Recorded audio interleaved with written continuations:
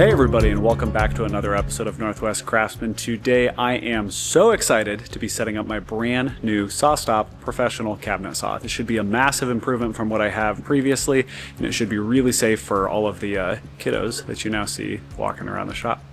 Anyways, today we're going to do a voiceover and go through the entire process, and my little helper over here is going to be helping. You sneezing? James is going to help me set up the table saw so that you guys can see how to set it up if you have one of these, or what to expect as you're unboxing it. All right, sit back, relax, and enjoy the process.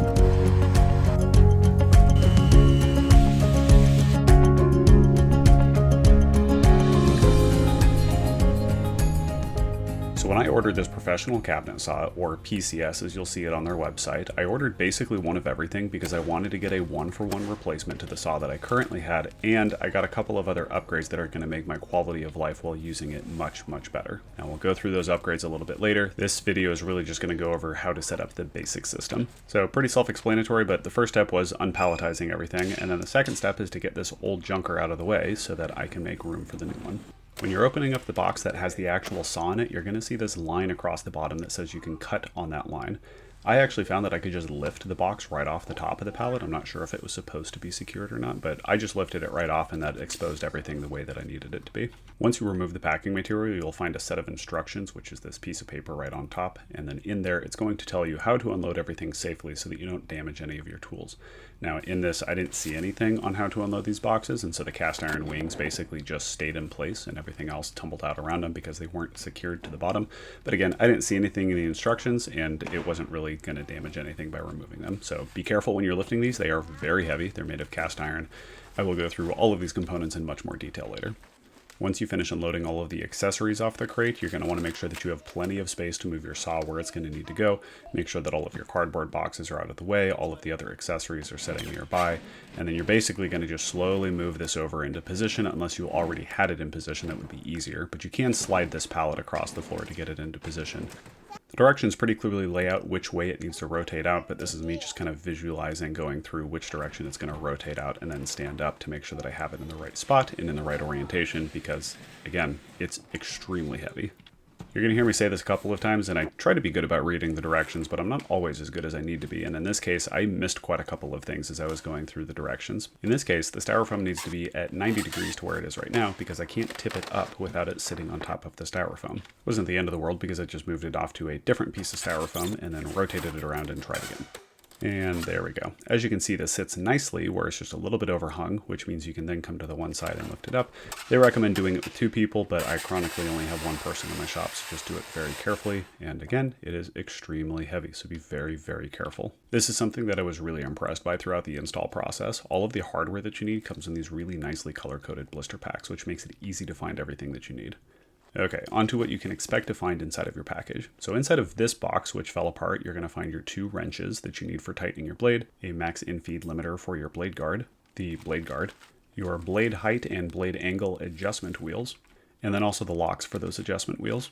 After undoing the very thoroughly wrapped cellophane all the way around the saw, you're going to go to the motor opening area, which is by that piece of styrofoam you can see in frame. You're going to cut these two zip ties, which are going to free up your controller, which you can just take out and set on top of your saw. Now they did say that it could hang loose by the side, but I didn't really feel comfortable hanging it by the cord, so I just set it on top. Make sure to remove this piece of cardboard before you're done. Next up, I removed the hardware pack that I showed you earlier, and then we're going to unpack what came inside of the motor housing cover. So inside of here, you can expect to find the full manual, which I will say I was impressed by. It's full color, full illustration, everything. Like it's everything you can want in a manual. You'll find a warranty card, which I assume is for recalls and the like. You'll find a run-of-the-mill 40-tooth SawStop blade. And then packed in nice and tightly with this styrofoam, you're going to find your push stick, a side mount tool holder, and then their basic miter gauge. Opening up the first adjustment wheel, the first thing that I notice is that it is extremely heavy duty, and then even the little tiny adjustment handle is so heavy because it's solid metal. The last one that I had was made out of plastic. So I threaded it all the way in, and then I used a wrench to go ahead and tighten it up a little bit. They list all the sizes of the wrenches that you need in the directions, though I did find that I needed to use a couple of my own tools and not just stuff that was included in their set. You're then going to pull the hardware out of the listed blister, which includes a set screw and a key for the keyway, and then you'll slide it on and make sure that it's roughly flush with the surface. Now, using the included Allen key, you're going to tighten that set screw down on top of that keyway to make sure that everything stays nice and put. There we go, smooth as butter. Next, you're going to go ahead and take that friction lock and slide it in, and, well, never mind. Read the directions first. This is for the other one. Installing the other handle is exactly the same, though I showed it a little bit better in this one. You're going to go ahead and tighten this down, install your keyway, align your handle to the key, and then slide it in just barely flush with the surface. Insert your set screw, tighten it up, and then install your friction lock, but use the correct one. Now I went back to the other side with the correct friction lock and installed it the same way.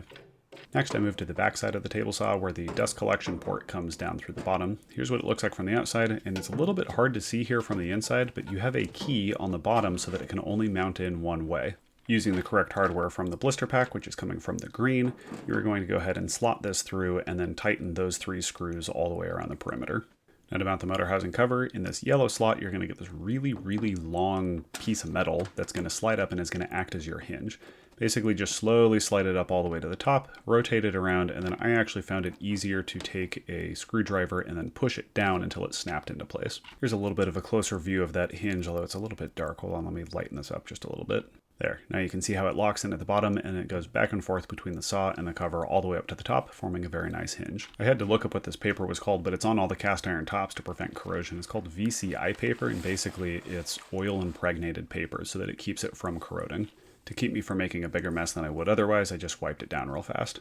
Next up, we're going to install those cast iron wings. Go ahead and pull it out, and then you're going to take it out of the plastic and then out of that VCI paper as well. You're going to want to wipe it down. I found that on the wings, they were actually much more aggressive with the oil, so there was a lot more to clean up. Pulling out of the pink cavity, you're going to get your bolts and washers that you need to mount your wings. Try not to drop them on the floor, but this part was pretty easy, minus holding the heavy cast iron top. Once you got 1 or 2 of the fasteners in, it held itself up. On the table saw side, it is threaded, so you don't have a nut or anything on the back side. You just thread it straight into the cast iron top. So get all of these hand tight, and then it should just basically rest there. Everything is exactly the same for the other side, so just rinse and repeat. And then grabbing myself a straight edge, which in this case is a small level, you're going to go ahead and try to make sure that each one of the sides is flush and tighten it up once it gets flush. Now once you tighten it up, it'll get level all the way across, but you really at that joint want to make sure that it is as close as possible to the same height. Fun fact, humans can feel about 40 microns with their fingers, so if you run your fingers across this and you don't feel it or barely feel it, it means that you're usually in about that range. Once I felt like it was flush, I went ahead and tightened everything up the rest of the way. And again, rinse and repeat for the other side. So then looking at the front of the saw on the left-hand side, you're going to see this area underneath the wing that was prepared, and you're going to, out of the orange cavity, get the hardware to mount your switch box. If I'm being totally honest, this was probably the biggest pain in the butt, and if I have any feedback for SawStop, it would be to make this easier or provide a longer Allen wrench so that I can actually reach what I need to reach. I tried probably 8 different ways of reaching in to get these fasteners tightened, and it was a royal pain in the butt because there either wasn't enough leverage when I was trying to use the short end of the Allen key, so I had to go basically a quarter turn at a time, or I didn't have one that was actually long enough to reach it through the hardware that was in the way. You can see that highlighted here. You had to reach through this to get to that one. It just didn't work. Next, up to the gray hardware pack, we're going to mount the tool holders, which includes this one on the right. Just go ahead and slot it in and then put the 1 screw in on the bottom to hold it in place. And then on the left-hand side, which includes this screw and bracket, which will hold onto the blade wrenches. Now to assemble the blade guard, which, if I'm being totally honest, I don't think anybody ever actually uses the blade guard, though they are much better for dust collection and they are technically much safer. So if you ever have any questions, just go ahead and use the blade guard. After unwrapping everything, you're going to go ahead and take this limiter, you're going to slot it into the back here, it basically just goes out and then snaps into place there, and what that will do is it keeps too tall a piece from coming through your blade guard.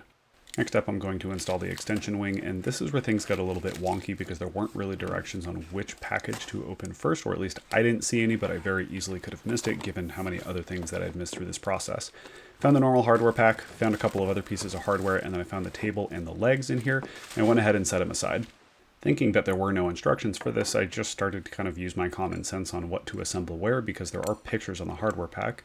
So I went ahead and threw this bracket here, and then I got thinking that there's got to be something else that was going on with this, and so I opened up the other pack for the fencing system, which I wouldn't have expected to be attached, but inside of here I found a beautiful set of instructions like I had seen for everywhere else, and it kind of comes in this poster form. There's also a couple of miscellaneous tools that you can use if you don't have the right ones on hand.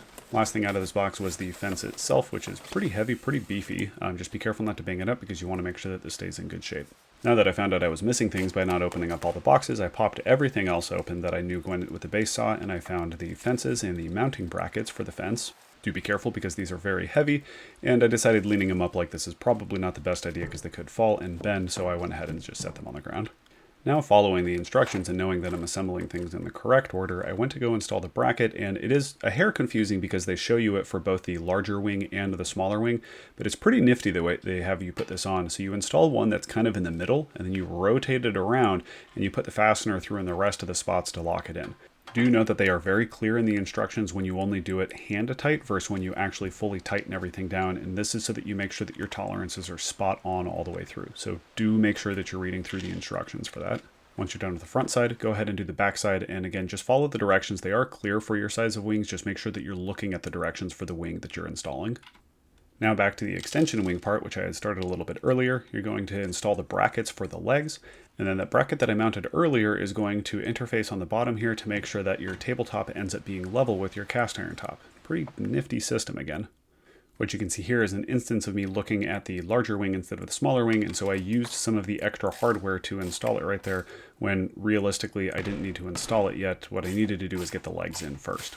So on to unwrapping the legs, get both of those done, and then you're going to get these rubber feet installed, and you're going to get a lock nut on the bottom. So put the lock nuts in, and they're going to go all the way down to the bottom, and it's not like a nylon lock nut. What you're going to do is you're going to tighten it up against the leg to make sure that the leg doesn't move once you've got the leg at the right height.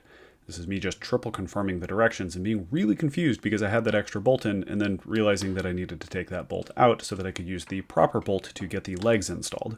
So here goes fixing my mistakes. Also, it is interesting to note that both legs do have a different bolt pattern. On the far side, you're going to use the bottom one, and on the close one, you're going to use the top one.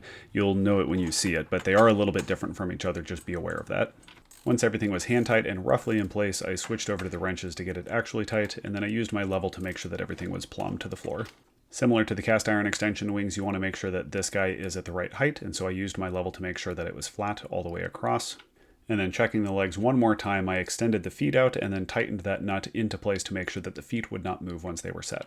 With the front bracket and back bracket installed, it's now time to get the fence in there, and it is the last thing that you really have to install, and it is the giant square extrusion.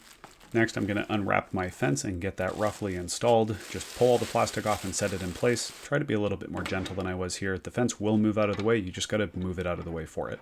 Move your handle in place, and then you're going to pull the fence all the way out, all the way along to give you as much space as possible between your fence and the table. Then from here, you're going to lock it in place. You're going to put 2 business cards in the back or a credit card, depending on what you have in hand. Push your fence in place, get this bolt tight on the bottom. You're going to loosen your fence, move it all the way to the other side, and rinse and repeat. And that should get your fence parallel all the way through. To be clear, it's your fence rail in the front and your fence that sits on top of the table. With all of that set in place, I went ahead and tightened everything down.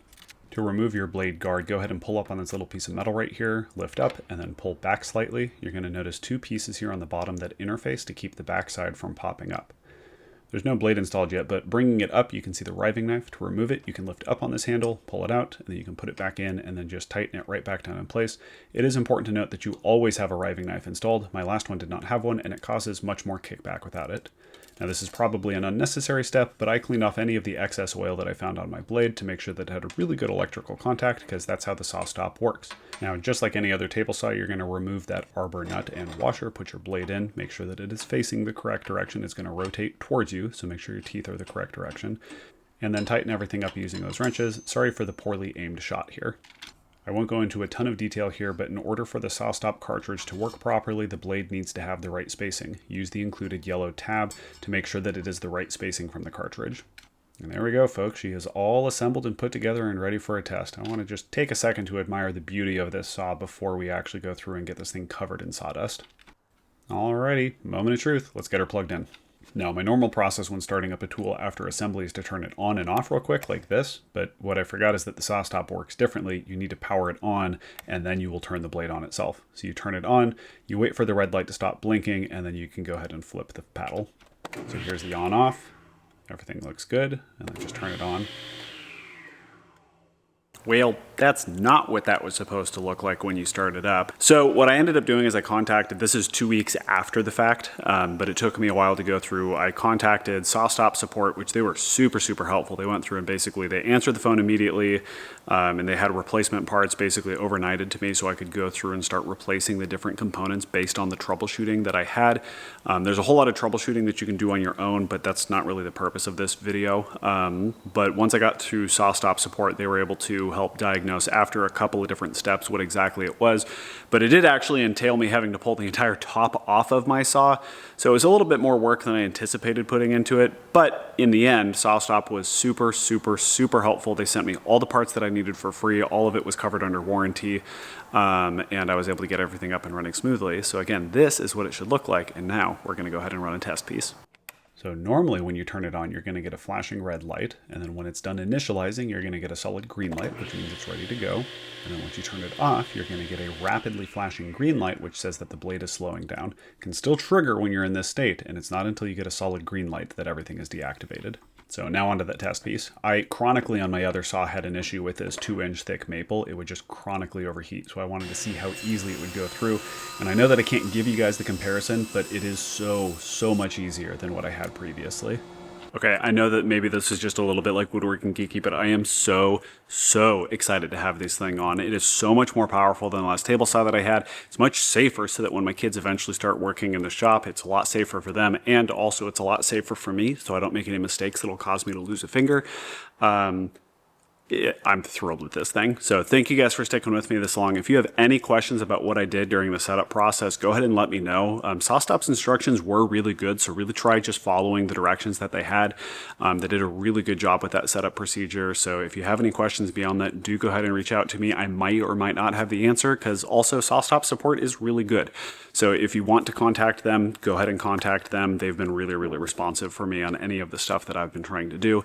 As well, this is in addition to this, they actually reached out to me while I was doing this video. This was unassociated with me getting the saw on it in itself, but they reached out and asked if I could do an affiliate link for them so that I basically, or they asked me to join the affiliate program for them. So if you guys wanted to buy a PCS, then I get a small kickback from that. I think it's like 3% or something like that. So I get a little bit of money back to the channel if you guys go buy this. But honestly, I mean, outside of having years and years and years of experience to try the saw, which we'll do follow-ups as we get down the line with this saw, my initial impressions on it are spectacular. I love it. Everything is solid, adjusting things up and down, adjusting the blade up and down, adjusting the angles.